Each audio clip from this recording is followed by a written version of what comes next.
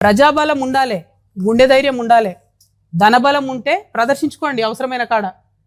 మొన్న వీడికి వస్తే కూడా ఫ్లైట్లో వచ్చిపోయారేమో కదా, హెలికాప్టర్లలో వచ్చిపోండి. మేము సామాన్యులం, మేము కార్లలో పోతున్నాం. పాయింట్ అది కాదు. పాయింట్ ఏంటంటే ప్రజల మీద, ప్రజా సమస్యల మీద పోటీ పెట్టుకోండి మాతో. మా కాళ్ళల్లో కట్టెలు పెడితే ఏమొస్తుంది? వెనకంగా పోయి ఎప్పటికన్నా మాతోనే వచ్చి చేరుతుంది. చెప్తా ఉన్నాయాల నా కంఠంలో ప్రాణం ఉన్నంత వరకు, నా కంఠంలో ప్రాణం ఉన్నంత వరకు మళ్ళా బీఆర్ఎస్ పార్టీతో చేరేదే లేదు, జత కట్టేదే లేదు. ఎందుకు చెప్తున్నా అంటే బాధతో చెప్తున్నా. నేను మళ్ళీ చెప్తున్నా, పర్సనల్గా నేను ఎంత హ్యూమిలేషన్ గురైనా ఒక్క విషయం కూడా నేను బయట చెప్పలేదు, చెప్పాను. రాజకీయంగా డెఫినెట్గా చెప్పిన, ఇంకా చాలా చెప్తా. కేటీఆర్ గారు వారి స్నేహితుడి కోసం పర్మిషన్ ఇవ్వడానికి మరి ఎన్ని రకాలుగా అదలా బదిలీ జరిగిందనేటటువంటిది అన్ని పత్రికలలో చాలా ప్రముఖంగా వచ్చింది. ఇన్ని రోజులు నేను చెప్పలే చాలా విషయాలు. ఇవాళ ఎందుకు చెప్తా ఉన్నా అంటే అన్న మాట్లాడుకుంటూ ఒక మాట చెప్పారు మా జనార్దన్ అన్న గారు. మేము పార్టీ పెట్టుకున్నాం, మమ్మల్ని మీరు పార్టీలకు వెళ్ళి తీసేసి అవినీతి గురించి మాట్లాడినందుకు. నేను ఆగిపోలేదు కదా, నేను సాగాలి కదా, ప్రజల మధ్యలో ఉండాలనుకుంటున్నా. నేను నా పార్టీ పెట్టుకున్నాను, ఎలక్షన్ కమిషన్ పోయినాను, నా పని నేను చేసుకుంటున్నా.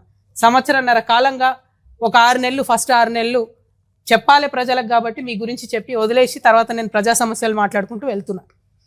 కానీ వాళ్ళు మాత్రం ఎలక్షన్ కమిషన్కి 1000 కంప్లైంట్స్. మరి భయం లేదన్నారు కదా, నేను పార్టీ పెట్టుకుంటే మీకు ఇబ్బంది లేదన్నారు కదా, మేము అడిగిన ప్రశ్నలకు ఇంతవరకు జవాబు చెప్తలేరు కదా. మరి ఎందుకు ఈ చాటుమాటు వెన్నుపాటు వ్యవహారాలు? ఎవరన్నా మీలాంటి పత్రికా మిత్రులు మా వార్త రాస్తే సిగ్గు లేకుండా గుంటనక్క ఫోన్ చేసి ఎందుకు వేస్తున్నారు వార్తలు ఏకండి. అదేవిధంగా ఇంగ్లీష్ మాట్లాడతాడు కేటీఆర్ సార్ కాబట్టి ఇంగ్లీష్ వాడు ఎవడన్నా వార్త వేస్తే ఢిల్లీకి ఫోన్ చేసి ఎందుకు వేస్తారని నేను అడుగుతాడు ఇంగ్లీష్లో. వాళ్ళు ఫోన్ చేసి చెప్తారు నాకు. ఇంత సిగ్గులేని వ్యవహారం ఎందుకు?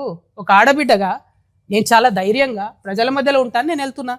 ఆంబోతుల్లాగా అడ్డగాడిదల్లాగా ఎందుకు నా కాళ్ళల్లో కట్టెలు పెట్టే పనులు చేస్తున్నారు? నాకు అర్థమవుతలేదు. ఏం అవసరం ఉంది మీకు? ఒక్క ప్రశ్నకైనా సమాధానం చెప్పిరా నేను అడిగిన వాటికి? ఇంకా నేను ఎక్కడ కూడా పర్సనల్ ఇష్యూస్ మాట్లాడను కూడా, నా ప్రాణం పోయినా. కానీ ఆ బీఆర్ఎస్ పార్టీలో వీళ్ళిద్దరు జోడెడ్లలాగా నడపాల్సిన వాళ్ళు ఇద్దరు కూడా దున్నపోతుల్లాగా ప్రజల ఇష్యూలు మర్చిపోయి కేవలం అవినీతి ఇష్యూస్ మాట్లాడడం, ఇప్పటికి కూడా అడ్డగోలుగా అవినీతి పరులను కాపాడడం. మొన్న నేను ఉద్యమకారుల పక్షాన పోయి అక్కడ ఉద్యమం చేస్తున్నా అండి. ఏం డ్రామా చేసిండ్రు కాంగ్రెస్ బీఆర్ఎస్ కలిసి? అంటే మీకు ఆ పూటకు నన్ను ఆపడానికి, ఉద్యమకారుల వార్తలు రాకుండా ఉండడానికి అయితే కాంగ్రెస్తో జత కడతాడు, అయితే బీజేపీతో జత కడతారు. ఏముంటుంది? నీయతు న్యాయం ఏముండదా? ఒక పార్టీకి లైన్ ఉండదా?